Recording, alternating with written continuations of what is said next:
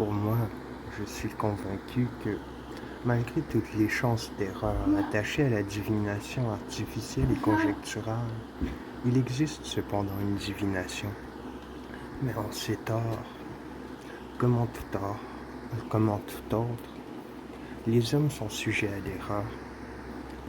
Il peut arriver, en effet, qu'un signe donné comme douteux soit regardé comme certain, qu'un autre échappe à l'observateur, ou qu'on ne voit pas le signe contraire.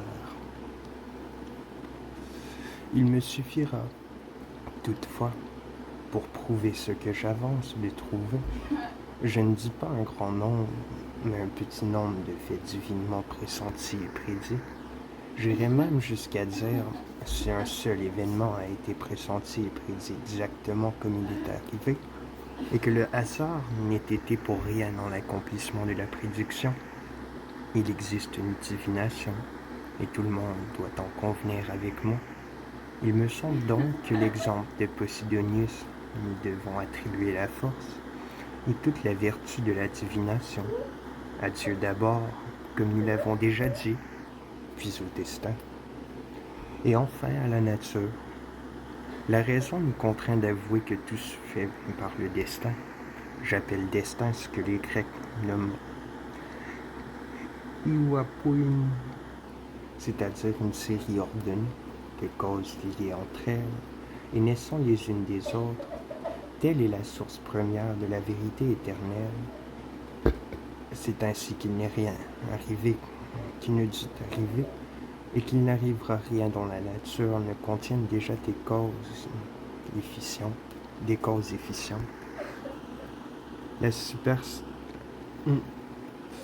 Le destin n'est donc point ce qu'entend la superstition, mais ce qu'enseigne la physique, à savoir la cause éternelle de tout, la cause du passé, du présent et de l'avenir le plus éloigné.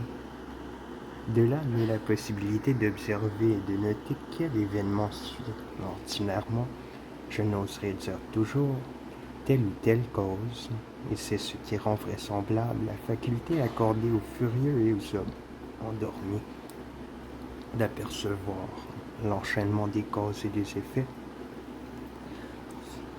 56. Comme tout arrive par la loi du destin, ce qu'on prouvera ailleurs, s'il se rencontrait un mortel dont l'esprit put embrasser l'enchaînement général des causes, celui-là serait infaillible. Celui qui connaît les causes de tous les événements futurs ne prévoit-il pas infailliblement l'avenir? Mais puisque Dieu seul jouit de ce privilège, laissons du moins aux hommes la faculté de pressentir l'avenir par les signes qu'il annonce. Car les choses futures ne naissent point d'un coup. Il en est de la succession des temps comme d'un câble qu'on déroule. Ce n'est rien de nouveau, c'est la répétition continuelle des mêmes événements, comme le savent ceux qui s'adonnent à la divination naturelle et à la connaissance de l'avenir par l'observation des signes. Bien que ceux-ci ne voient pas les causes du monde, ils en observent les signes et les marques, et à l'aide de la méditation et de la mémoire, ils créent, avec le secours des monuments du passé, la divination appelée artificielle, celle qui s'exerce sur les entrailles, les fulgurations, les prodiges et les phénomènes célestes. Il ne faut donc pas s'étonner si les devins pressentent ce qui n'existe encore nulle part.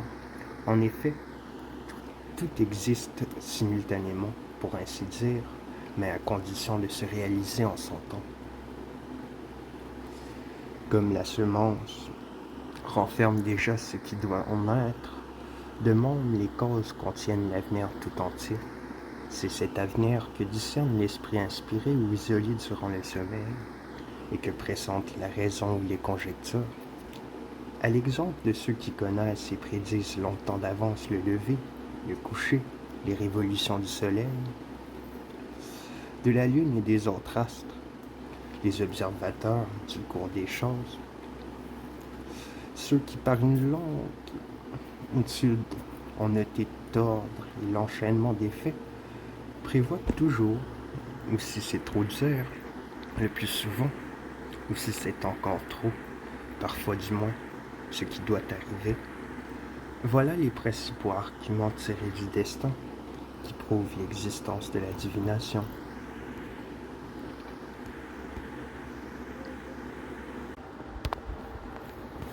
« 57.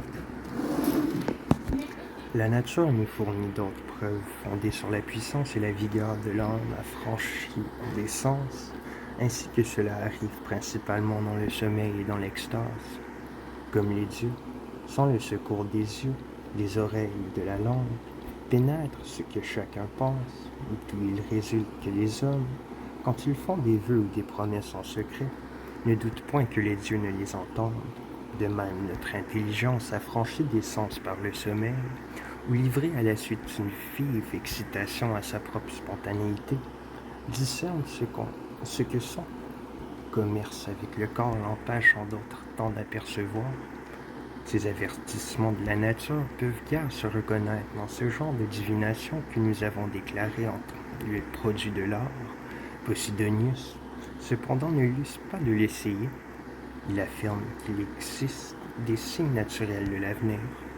Ainsi, nous lisons dans Héraclide de Pont que les habitants de Séos observent chaque année avec grand soin le lever de la canicule et qu'ils conjecturent alors si l'année sera malsaine ou salubre. Lorsque cette étoile leur paraît obscure et nébuleuse, cela dénote à leur avis un air épais, lourd et dangereux à respirer. Si au contraire elle se lève pure et scintillante, c'est pour eux le signe que l'air sera pur, léger et par conséquent salubre.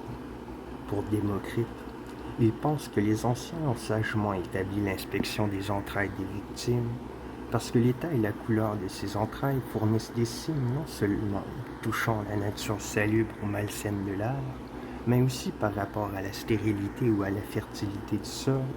À ces remarques fondées sur la nature, l'expérience et l'observation ajoutent chaque jour de nouvelles lumières.